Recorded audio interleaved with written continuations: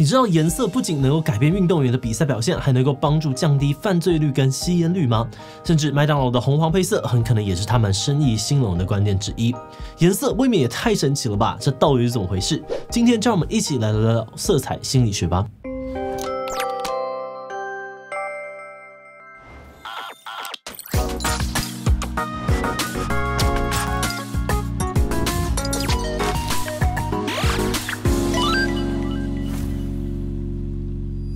Hello， 大家好，我是志奇。你还记得小时候上体育课让人超级痛苦的体适能长跑吗？在红色的操场跑道上面一直绕圈圈，好像永远跑不完。不过你有发现吗？近几年在国际赛上面好像越来越常看到蓝色的跑道。像是2009年世界田径锦标赛，牙买加闪电尤塞恩·博尔特就是在蓝色跑道上面创下了100公尺9秒58的世界纪录。赛后，博尔特还特别称赞这个跑道跑起来有一种飞的感觉。甚至呢，奥运也从2016年开始改用蓝色的田径跑道。那有心理学者就表示，蓝色跑道具有助跑效应，能够让运动员发挥更大的潜力。而颜色对于人的影响也远远不止于体育表现，从心情、食欲到睡眠等等，都可能受到颜色的影响。所以颜色不仅被很多的国家用来帮助降低犯罪率、吸烟率等等，许多企业也靠着巧妙的运用颜色来帮助自己的生意。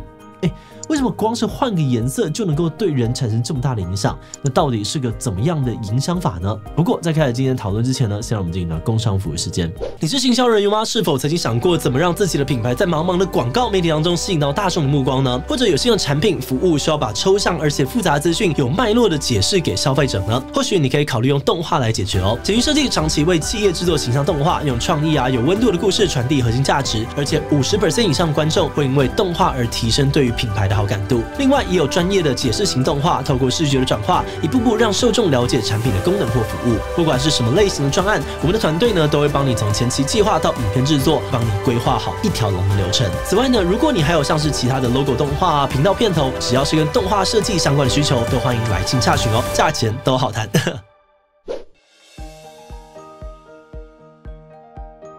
2004年伦敦奥运会上面，在拳击、跆拳道等等的对抗性比赛当中，通常对抗的对手服装呢被分为了红色跟蓝色两色，由大会随机分配。那个学者就研究发现分配到红色服装的选手获胜的几率呢，比分到蓝色的高出了5%。根据 BBC 的报道，也有其他研究得出相同的结论，认为穿着红色的衣服会让运动员增加兴奋感，提升运动表现，还可能会对于对手产生威吓的效果。例如呢，有实验就发现在足球赛当中，守门员如果穿红色，对手射门得分几率就会降低。那跟令人兴奋的红色相反，研究显示蓝色则有平静心情、提升注意力的效果。像是刚刚提到蓝色跑道的助跑效应，就是因为心理学家认为蓝色能够帮助舒缓紧张情绪，让跑者更专心的冲刺。而除了运动表现，蓝色有助于冷静的特质也被应用在降低犯罪率跟自杀率上。根据报道，日本奈良曾经在2000年代初把路灯改成蓝光，就1年之内夜间犯罪就减少了9%。后来日本很多的铁路公司也在月台装设蓝光照明来防止人们卧轨。那相较于比较受欢迎的红色还有蓝色，号称世界上面最丑颜色的 Pantone 448C 泥棕绿色，则是会给人厌恶感。澳洲呢还利用这种厌恶感，规定所有香烟的外包装都要用这种颜色，再搭配上其他的烟害防治政策，短短2年之内呢，澳洲香烟的销量就下降了11%。而这样听起来颜色对我们的行为确实会有一定的影响力，但颜色到底是怎么样影响我们的？所谓的色彩心理学，就是在研究当人看到不同的颜色之后，分别会产生哪些感受，进而影响我们的行为。那以生物学的角度来说，颜色之所以能够影响我们的感受，是因为在我们的眼睛里面有个负责感知色彩的锥状细胞。那当锥状细胞接收到色彩之后，就会传送讯号给大脑里面的下视丘。那由于下视丘也掌管着精神代谢食欲、体温、睡眠等等生理功能，所以收到这些色彩讯号之后，这些生理功能也会连带的受到影响，让我们产生各式各样的感受。比如刚刚说到的红色衣服让人兴奋，蓝色环境让人平静，泥棕绿色包装让人厌恶等等。不过为什么特定的颜色会对应到特定的感受呢？这之间的关联又是怎么来的呢？由于色彩心理学是一门相对新的学科所以特定的色彩为什么会引发特定的感受，这中间的关联到底是怎么来的，目前还没有一个定论。不过普遍的观点是认为这多半跟大自然有关。有学者表示呢，由于人类从远古时期开始就在野外求生，因此可能就透过了大自然这本教科书认识到了各式各样的颜色，接着再经过数万年时间的演化，渐渐形成了现在我们对于色彩的普遍心理认知。比如说有研究显示呢，红色是血液的颜色，代表着生命还有死亡，因此会让人兴奋有活力，也会传达出好斗强势的讯号。此外呢，由于苹果香蕉这类成熟的果实大多是暖色系，所以红色等等的暖色系也有促进食欲的效果。相对的，因为大自然当中几乎没有蓝色的食物，所以蓝色则是会降低食欲，让人有不好吃甚至有毒的感受。不过蓝色也是天空海洋的颜色，所以蓝色系的空间呢具有镇静人心的效果。而至于刚刚提到的最丑颜色泥棕绿色呢，则有人分析认为它很容易让人联想到脏污排泄物，因此会让人产生厌恶排斥的感觉。那像这样能够影响到人们的色彩心理学，也不意外的被资本市场大量运用。其实有很多我们熟悉的大品牌就有运用色彩心理学来推广他们的产品或服务。在市场行销当中呢，色彩心理学应用最知名的一个案例叫做番茄酱芥末理论，也就是使用红黄色系作为品牌的代表色。最典型的例子就是麦当劳了，不仅仅是 logo， 许多店面的装潢当中也大量的运用了红黄配色。另外，其实包含像是汉堡王肯德基、摩斯汉堡、顶呱呱等等的速食店，品牌代表色也几乎都离不开红黄色系。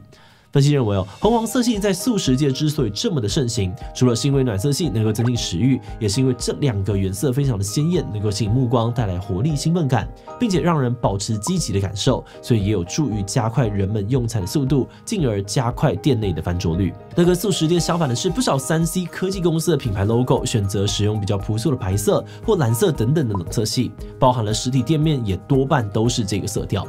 有分析认为这是因为白色和蓝色会给人冷静专业的感觉，而这也是多数科技品牌想要主打的形象。至于冷色灯光呢，则是为了让客人能够更专心的试用产品，像是 Apple 商品的这个展示中心就大多使用冷色调的白光。那其实不止大企业可以用色彩心理学来挣钱，在日常生活当中呢，人人都可以试着运用色彩来帮助自己提升生活品质。根据色彩心理学者的建议如果你常常在工作或读书时分心，不妨试试看用冷色白光的台灯，或许可以帮助你集中注意力。此外，如果你工作3不5时就在开会，只要情况允许，会议环境呢也可以打造成冷色系，像是远端工作的人就可以在工作空间当中多增加一些蓝色的元素。那如果是觉得没有什么工作的动力，需要一些活力感的话，则可以考虑增加一些暖色系来提振精神。这专家也提醒暖色系跟冷色系相比，视觉效果比较强烈，大面积的红色看久了反而可能会让人感到不适，所以可以准备红色笔记本马克杯等等小配件就好。另外，每个人的工作模式与状态也未必都一模一样，因此专家也建议大家可以先观察自己的生活状态，认清楚自己有哪些需求，再根据这些需求去布置自己的工作环境，更能够发挥颜色的效果。我们在做这集之前虽然也听过很多色彩心理学理论，但总觉得这些色彩的力量听起来有点距离感。不过在找完资料之后，我们发现其实日常生活当中很多情况都会直接或间接的受到色彩影响。所以我们觉得未必一定要有特定的背景才能够理解色彩心理学，而且拿来应用在工作上面，居家布置或者是平常穿着打扮，也能够让我们生活品质得到不错的帮助。不过这边也要说明一下，因为色彩心理学呢是一门相对新的学科，目前还有很多争议，包含色彩对于人们的心理状态到底能够发挥多大的效果，其实也还没有一个定论。像刚刚提到的蓝光街灯的例子，就有学者提出反论，认为蓝光其实对于预防犯罪没有什么样的帮助，而曾经使用蓝光街灯的大半部分街区，后来也因为蓝光太暗不方便监视器录影，所以通通换回了普通的白光路灯。另外，同个颜色在不同的文化当中也会有不同的意义，像是在华人世界代表喜庆的红色，到了南非就变成了哀悼种族隔离历史的颜色。因此，在不同的文化当中，人们对于同个颜色也可能会产生很不同的感受。那也是因为这个样子，我们觉得这色彩带来的效果虽然可能有一定的理论基础，但未必在所有的地方、所有人身上都能够一体适用。当然，这也不是说我们认为色彩心理学是一个伪科学。我们觉得，既然色彩心理学在商业上面已经被大量应用了，就代表颜色对于人们的心理真的会有影响，只是影响的原因、效果等等，可能还需要更多的研究才能够下定论了。